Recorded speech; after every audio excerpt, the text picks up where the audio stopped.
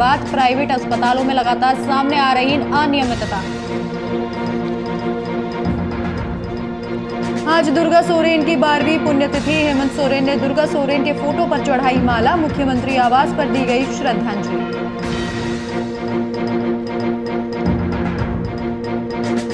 सुल्तानपुर में black fungus बनी बड़ी बीमारी। 3 मरीजों में मिले इसके प्राथमिक लक्षण। डॉक्टरों ने जांच और बेहतर इलाज के लिए भेजा लखनऊ।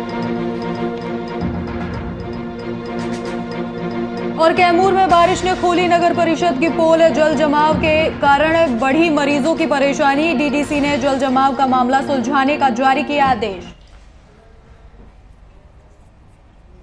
नमस्कार, आप देख रहे हैं वीआईपी न्यूज और मैं हूं आपके साथ राखी लांबा। रुक करेंगे खबरों की तरफ। बिहार के पूर्व मंत्री डॉक्टर मुनाजिर हसन ने एक वीडियो संदेश जारी किया है। इस वीडियो के जरिए उन्होंने बिहार के मुख्यमंत्री नीतीश कुमार और स्वास्थ्य मंत्री मंगल पांडे कुशल नेतृत्व की वजह से ऑक्सीजन की समस्या का समाधान करने के लिए आभार व्यक्त किया है। इसके साथ ही उन्होंने प्राइवेट अस्पतालों की मनमानी पर नकेल कसने की बात कही है।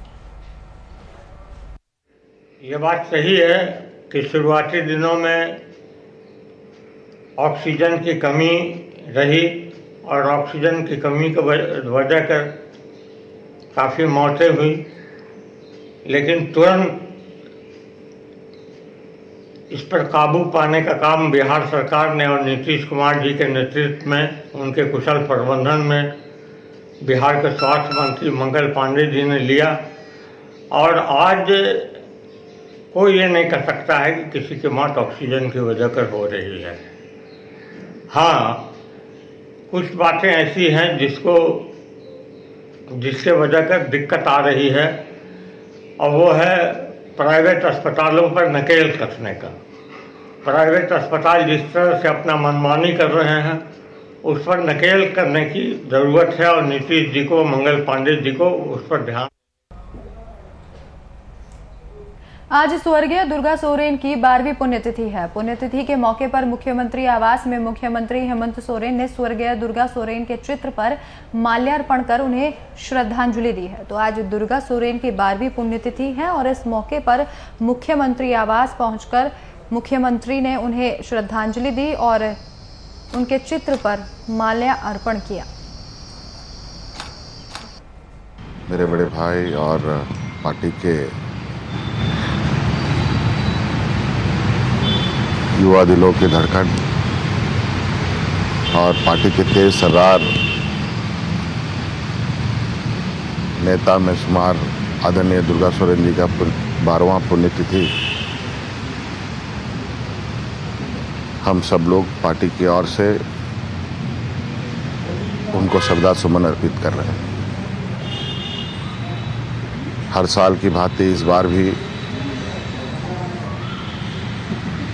उनकी याद में सभी कार्यकर्ता आज वैश्विक महामारी में अपनी अपनी तरीके से उनको श्रद्धा सुमन अर्पित कर रहे हैं।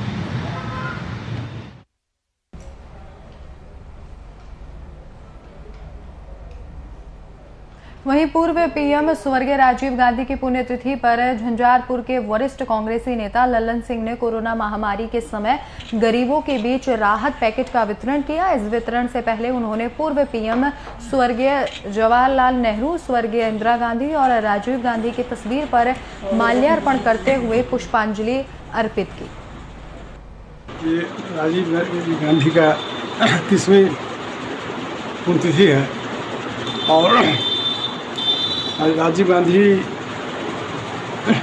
इस देश के लिए जो किया आप लोग के सामने है।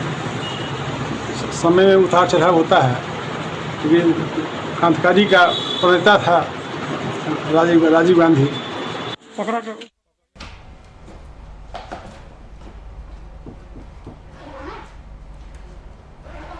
भारत के पूर्व प्रधानमंत्री राजीव गांधी की पुण्यतिथि के अवसर पर पटना के कांग्रेस प्रदेश कार्यालय सदाकत आश्रम में पुण्यतिथि समारोह का आयोजन किया गया।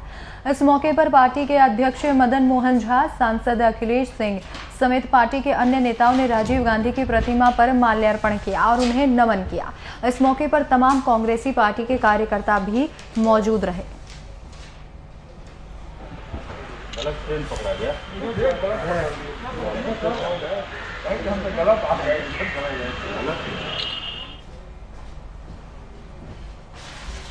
कोरोना काल में संक्रमित मरीजों को ऑक्सीजन की कमी से वजह से जान गंवानी पड़ी है। इसी को देखते हुए लातेहार में झारखंड जर्नलिस्ट एसोसिएशन की ब्लॉक इकाई की तरफ से मुफ्त ऑक्सीजन रिफिलिंग का काम किया जा रहा है। पत्रकारों का ये कार्य कोरोना काल में लोगों के लिए काफी मददगार साबित हो रहा है।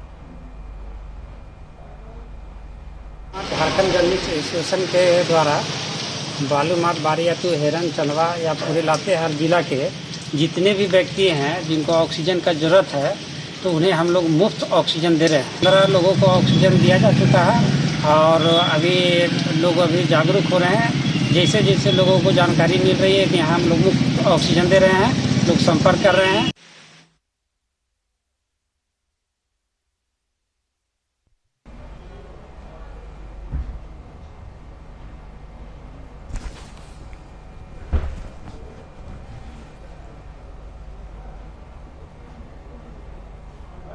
बिहार सरकार के अल्पसंख्यक कल्याण मंत्री मोहम्मद जमाल खान कैमूर पहुंचे। भभुआ से लगभग 70 किलोमीटर पहाड़ी पर सामुदायिक किचन और कोविड सेंटर का निरीक्षण किया। साथ ही साथ सामुदायिक किचन में बन रहे भोजन का भी निरीक्षण किया, जिसके बाद प्रखंड विकास पदाधिकारी, अंचल अधिकारी समेत कई लोगों के साथ बैठक की और अहम दिशा निर्देश दिए। मैं कहना चाहता हूँ, चूंकि कोरोना का माहौल आपदा है, तमाम गरीबों के लिए हमारे माननीय मुख्यमंत्री जी ने पूरे बिहार में व्यवस्था बनाया है, किचन में व्यवस्था किया है रसोइयाँ का। जो हमारे गरीब हैं, निश्चित तो लॉकडाउन भी है, लॉकडाउन में भूखे न सो पाएँ, इसके उन्हें जिम्मेदारी सबको दे दी है। आज मैं संतुष्ट होकर यहाँ ब्लॉक में जब आया, मैं देखा किचन में निश्चित तौर पर जो हमारे गरीब भाई खाना खा रहे थे, मेरी महिलाएँ खाना खा रही थी। जब मैंने उनसे पूछा, उन्होंने बताया कि नहीं, हम लोग खुश हैं, खाना अच्छा है, टेस्टी है। और मैं भी खाना खाया, वही खाना मंगवा कर हमारे ब्लॉक के ब्लॉक प्रमुख थे, साथी सारे थे, हम लोग भी वो खाना टच किए, खाना खाए। मैं भी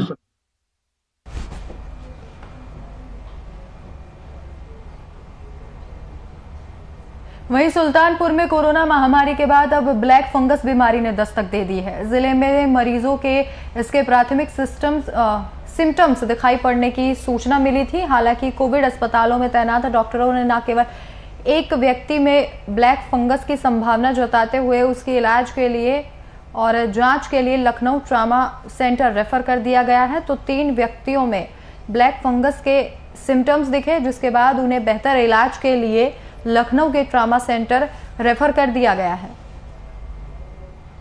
इन लोगों में इस प्रकार के लक्षण लग रहे थे, लेकिन उनको हमारे जो अभी कोरोना स्पेशलिस्ट डॉक्टर गोपाल है, उन्होंने चेक किया तो एक में मतलब संभावना अधिक लगी, तो उनको बेटर डायग्नोसिस के लिए और उचित उपचार के लिए लखनऊ ट्रॉमा सेंटर रेफर कर दिया गया है। ब्लैक फंगस म्यूकोरमाइकोसिस जिसको कहते हैं, उसको लेकर के दोनों अस्पताल में सचेत कर दिया गया टीमों को, क्योंकि मेनली एक तो इम्यूनिटी के साथ इसका इशू है, दूसरा हाइजीन इश्यूज है, तो हाइजीन इश्यूज का हमें ख्याल रखना पड़ेगा।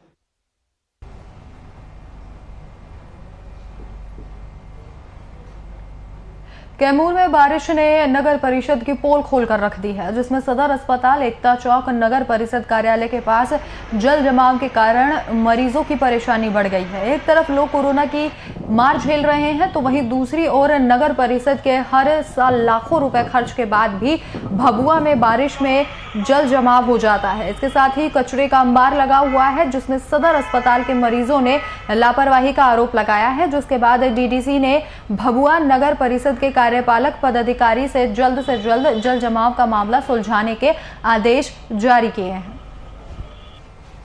ये पहली बारिश का असर है और इस बारिश के वजह से आने जाने में इतनी समस्या है। अगर इसी तरह समस्या बनी रही तो कोरोना वायरस की समस्या तो प्रकोप ले ही रही है, अतः अन्य समस्या भी गिरने की संभावना रहेगी, जैसे डेंगू, मलेरिया etc। क्या कारण है कि पानी लग जाता है? क्या नगर परिषद साफ सफाई नहीं करवाती है नालों को? नगर परिषद काम करवाती है, लेकिन उस काम में उतनी ईमानदारी नहीं है जितनी ईमानदारी झलकनी चाहिए। झारखंड राज्य से सटे ईसीपुर थाना अंतर्गत अवैध कोयला ढुलाई ओवरलोड हाईवा का काम लगातार जारी है। यहाँ की माफियाओं को कोरोना जैसी महामारी का भय नहीं है। इसके साथ ही कोयला और बालू का अवैध ढुलाई बदस्तूर जारी है। इतनी बड़ी संख्या में अवैध कोयला और बालू ढोने वाले वाहनों से आम जनता परेशान है। आपको बता दें, वहीं पुलिस जनता की सुरक्षा कम और इन अवैध ढुलाई वाले वाहनों से वसूली में ज्यादा ध्यान देते हैं। इस बारे में जब SI त्रिवेणी राम से पूछा गया तो उन्होंने बताया कि ये आदेश उन्हें ऊपर से मिलता है, जिसमें कभी भी कार्रवाई नहीं की जा सकती।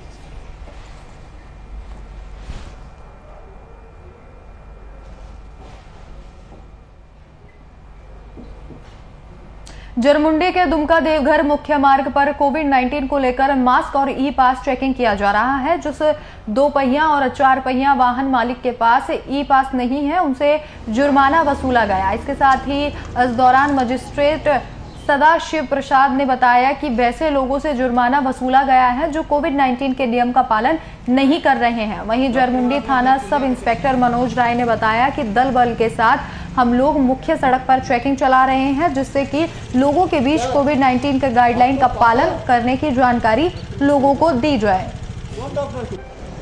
मास्क चेकिंग चल रहा है या कोविड नियम का उल्लंघन जो करने वाले को गाड़ी रोका जा रहा है, कार है, मोटर वाहन है, जो भी है, और जो उल्लंघन या मास्क नहीं पहना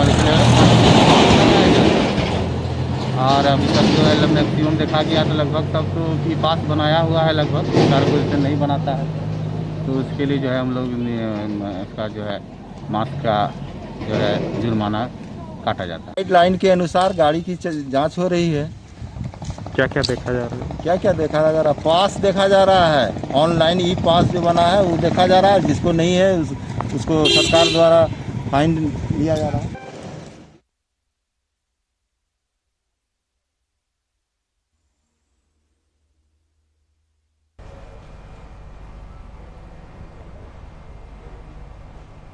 वहीं मध्य प्रदेश के शहडोल पुलिस को एक बड़ी सफलता हाथ लगी है। पुलिस ने 6 घंटे के अंदर लूट की घटना का खुलासा कर दिया है।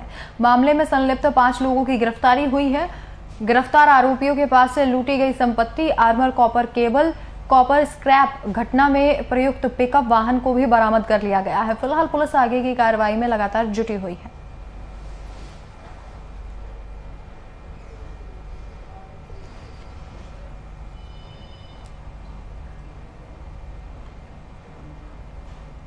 और अब खबर कासगंज से है, जहां पुलिस की दबंगई सामने आई है, जहां एक पुलिस पीड़ित को धमकी देकर फैसला बदलने के लिए दबाव बना रहा है। आपको बता दें कि पीड़ित बंटी कोतवाली सहावर के इटवारपुर गांव का मूल निवासी है। 6 मई को कुछ दबंगों ने खेत के मसले को लेकर विवाद हुआ था। इस दौरान युवक के साथ दबंगों ने मारपीट भी की। वहीं इसकी शिकायत करने पीड़ित थाने पहुंचा तो उसका मेडिकल जांच कराया गया, लेकिन अभी तक पीड़ित की शिकायत तक दर्ज नहीं की गई है। लगातार 15 दिन परेशान होने के बाद जब पीड़ित एक बार फिर थाना इंचार्ज से मिले तो उनके द्वारा कहा गया कि जांच होगी और फिर से उन्हें वहां से भगा दिया गया, जिसके चलते पीड़ित ने पुलिस पर धमकाने का आरोप भी लगाया है। लड़ाई हुई थी 6 तारीख को लड़ाई, कोई सुनवाई नहीं की जा रही है आपकी? आपने इंस्पेक्टर साहब से बात की? धमकी दे रहे हैं और घर वहाँ भी हमें धमकी मिल रही है, घर से भी मारने की धमकी दे रहे हैं घर वाले। अच्छा, अभी तक मुकदमा पंजीकरण नहीं किया गया है? अभी कुछ नहीं हुआ। आप क्या चाहते हो? हम मुकदमा चाहते हैं। मुकदमा लिखवाना चाहते हो?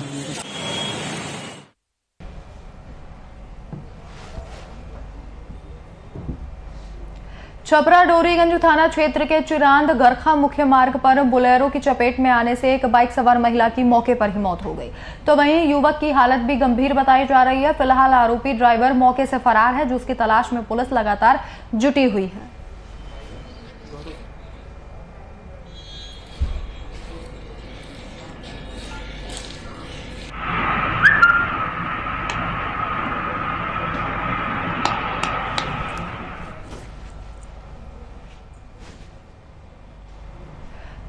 उत्तर प्रदेश में अपराधियों के हौसले लगातार बुलंद होते जा रहे हैं। अपराधी एक के बाद एक आपराधिक घटनाओं को अंजाम दे रहे हैं।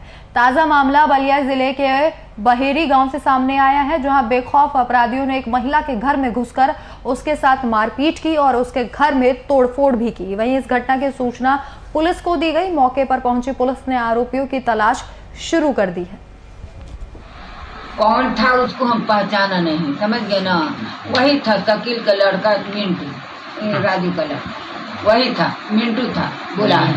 हाँ जी, तो आपका पैसा कितना ले गए लोग? गिने नहीं थे का, कितने थके थे नहीं, ये नहीं गिने। जी। हाँ, तो जी तो क्या इसकी सूचना आपने पुलिस प्रशासन को दिया आपने? हाँ, हमने गए कोतवाली और वो रिपोर्ट नहीं लिख रहे थे। क्या बोल रहे थे वो? बोल रहे थे जाओ जाओ घर, तुम अपना वहाँ जाओ चौकी पर। जी, तो चौकी पर आप गई हैं? तो सुनिए तो हाँ। तो फिर हम आ रहे थे तो फिर एक आदमी ने अपने बोला कि यहाँ कोतवाल है, तो हम फिर कोतवाल से बात किया है तो बोला कि ठीक है जाओ लिखवा लो।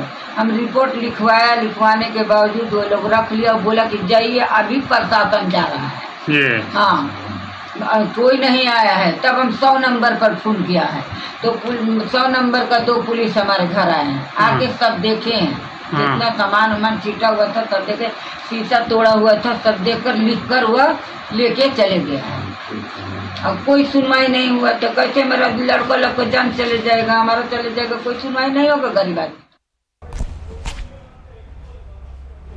कन्नौज के थाना क्षेत्र में महिला डेयरी पर दूध देने जा रही थी, तभी प्रधानी चुनावी की रंजिश में मानते हुए अचानक गांव के एक युवक ने लाइसेंसी बंदूक लहराते हुए महिला के साथ मारपीट की। वहीं इस मारपीट का वीडियो सोशल मीडिया पर वायरल हो गया, जिसके बाद पुलिस महकमे में हड़कंप मच गया। इसके साथ ही उनकी पोल भी खुलने लगी। वीडियो मिलते ही प्रभारी निरीक्षक पूनम अवस्थी युवकों की तलाश में गाँव के खाक छान रही है, तो वहीं शासन के निर्देश के बावजूद युवक द्वारा बंदूक जमा अब तक नहीं की गई है, जिससे पुलिस की लापरवाही साफ तौर पर सामने आ रही है। तो वीडियो आपके सामने है, कन्नौज का ये पूरा मामला बताया जा रहा है, जहां एक महिला के साथ युवक ने मारपीट की और वीडियो में आप देख सकते हैं कि युवक के हाथ में तमंचा है। लगातार यूपी में जिस तरीके से अपराधी बेखौफ नजर आ रहे हैं, पुलिस और खाकी वर्दी पर एक बड़ा सवाल ये खड़ा करती है तस्वीरें। बताया जा रहा है कि अब तक युवक ने अपनी बंदूक भी थाने में जमा नहीं करवाई है, जिसे लेकर अब पुलिस लगातार युवक को तलाश में युवक की जुटी हुई है। सबसे बड़ा सवाल ये है कि जिस तरीके से लगातार यूपी की खाकी दावे करती है कि जो तमाम अपराधी हैं, अपराध है वो काबू में है, लेकिन जिस तरीके से ये तस्वीरें सामने आती है, देखिए किस तरीके से युवक के हाथ में तमंचा है और उसे लहराते हुए उसने महिला के साथ मारपीट भी की है। कन्नौज का ये पूरा मामला बताया जा रहा है और फिलहाल युवक की तलाश में पुलिस जुटी हुई है।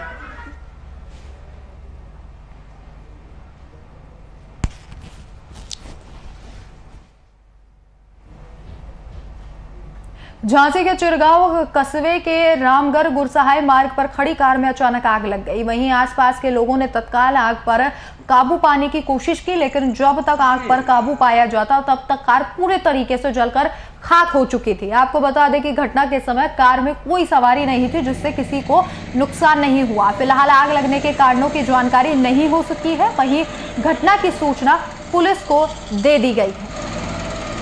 तस्वीरों में आप देख सकते हैं किस तरीके से कार जलकर पूरी तरीके से खाक हो गई और फिलहाल जो आग है उसके लगने का कारण पता नहीं चल पाया है।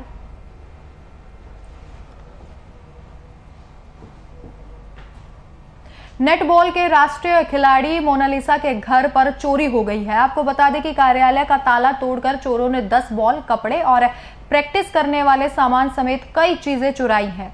वहीं इस घटना की सूचना पुलिस को दे दी गई है। मौके पर पहुंची पुलिस ने चोरों की तलाश शुरू कर दी है। आज सुबह जब हम लोग टहलने के लिए आए तो हम लोगों ने सोचा कि हम लोग अपना ऑफिस चेक कर लें। तो जब हमने अपना ऑफिस खोला तो हमारे ऑफिस से 10 बॉल, जिस बॉल से हम लोग रोजाना प्रैक्टिस करते थे, हमारा 3 सेट 20 जो हमारा बच्चों का सेट है, 3 सेट, वो मेडिसिन बॉल, डेग, बेडशीट और डंबल्स, सारा सामान यहाँ से चुरा के ले गए, कोई लेके गया है।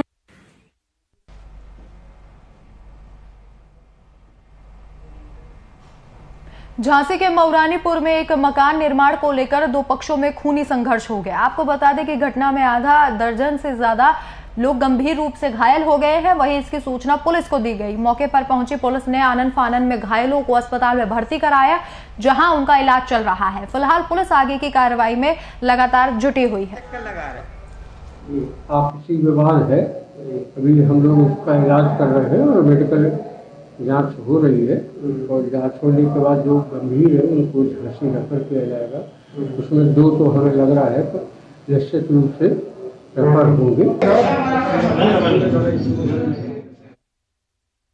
मकान निर्माण को लेकर दो पक्षों में मारपीट हो गई और जिसके बाद करीब आधा दर्जन लोग इस मारपीट में घायल हुए।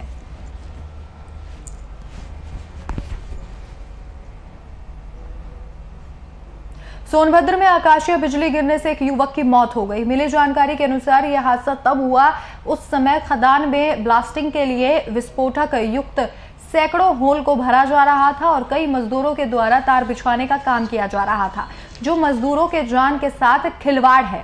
वहीं युवक की मौत का कारण खदान का ब्लास्ट बताया जा रहा है। इधर युवक की अचानक मौत की खबर सुनकर परिजनों में शोक की लहर है। वहीं युवक के शव को पोस्टमार्टम के लिए जिला अस्पताल भेज दिया गया है। आपको बता दें कि अब परिजन कार्रवाई की मांग कर रहे हैं।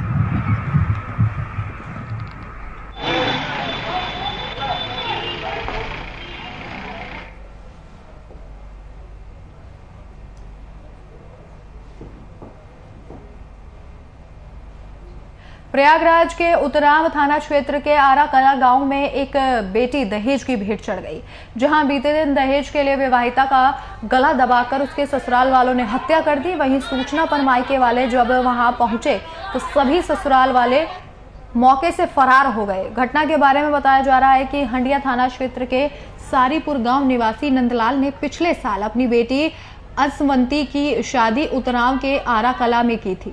मृतका के परिजनों का आरोप है कि शादी के बाद से ही ससुराल वाले दहेज के लिए बेटी को प्रताड़ित कर रहे थे और अब उसकी गला घोंटकर हत्या कर दी गई। कल हम सभी आए रहे मारे पीटी रहन, समझा कि चला जात गए। ओकरे बाद उन लोग खूब चैलेंज करे रहन कि तू सबे जा देख हम सबे का करी। हम सबे तू सबे 10,000 लगाओ तो हम सबे 50,000 लगाओ, इतना कह कि सर। ओकरे बाद हम सबे समझाऊं जाए कि चला गए। ओकरे बाद सवेरे बहन खाना बारे कहा कि तोरे लिए खाना नहीं बा, फोन कर मोबाइल मांगा था, घड़ी वो था, मोटरसाइकिल मांगत रहे, अंगूठी मांगत रहे और सोने की सकरी मांगत रहे। कहा हमके दे, हमारे ना ही रहा, हम ना ही दे सके। लॉकडाउन में शादी के है, हम कहा शादी बन नहीं करब, कहा नहीं हम करब, चाहे मंदिर में करब, हम कुछ नहीं कहा ना करब तो हम जौन बाटे फांसी लगा के मर जाबे। जबरदस्ती हम शादी की है। लाश आप लोग क्यों नहीं उठने दे रहे हैं? लाश हम सब नहीं आए रहे। नहीं, अभी आप लोग लाश क्यों नहीं उठने दे रहे हैं, बताएं। तो साहब माँ बाप को उनके बुलावा है नहीं वो लोग से मट्टी उठाई फरार मार पीट के फरार। लड़की सवेरे बतला ली, कहा मम्मी, हम कहा का भैया, हम कहा रोवा था, कहा मम्मी बाद में फोन करब। तब से मोबाइल छीन के स्विच ऑफ।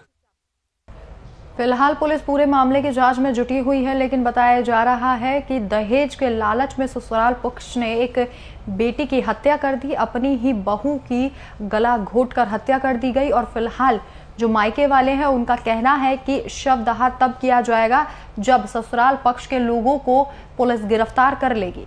अपनी मांगों को लेकर लगातार धरने पर बैठे हुए हैं और एक और बेटी दहेज की बलि चढ़ गई है। बताया जा रहा है कि शादी के बाद से ही दहेज के लिए लड़की पर दबाव बनाया जा रहा था और अब ससुराल पक्ष के लोगों ने गला घोंटकर युवती की हत्या कर दी है।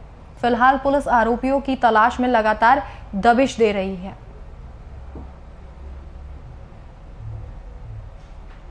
फिरोजाबाद के सिकोहाबाद थाना क्षेत्र में एक युवक की बेखौफ अपराधियों ने गोली मारकर हत्या कर दी। आपको बता दें कि यह विवाद गाली गलौज से शुरू हुआ था। परिजनों का आरोप है कि पड़ोस में रहने वाले राजेश उर्फ मालू से इसका गाली गलौज को लेकर विवाद हो गया, लेकिन कुछ लोगों ने मामले को समझा बुझाकर शांत करा दिया। तभी कुछ देर बाद ही राजेश तमंचा लेकर आया और घर के बाहर बैठे युवक पर तमंचे से फायर झोंक दिया, जिससे गोली लगने से वो गंभीर रूप से घायल हो गया।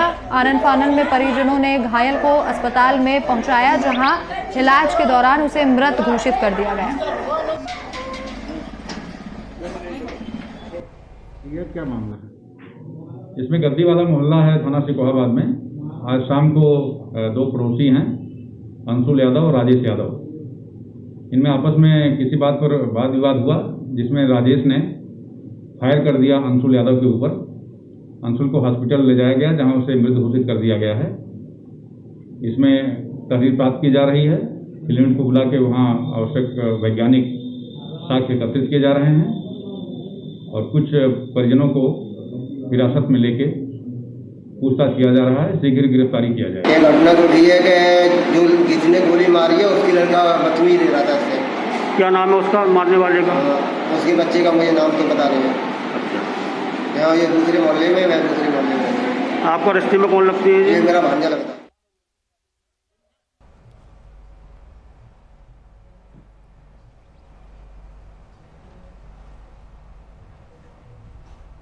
कोरोना की वजह से पूरे राज्य में लॉकडाउन लगा हुआ है, जिसमें आवश्यक सामानों की खरीदारी के लिए सरकार की ओर से 4 घंटे की छूट दी जाती है। ऐसे में ताउते चक्रवाती तूफान के प्रभाव से तेज बारिश, बादल चमकने से लोग काफी परेशान हैं, जिसमें ज्यादा बारिश की वजह से सड़कों पर पानी के चलते दिहाड़ी मजदूरों को भुखमरी की समस्या का सामना करना पड़ रहा है।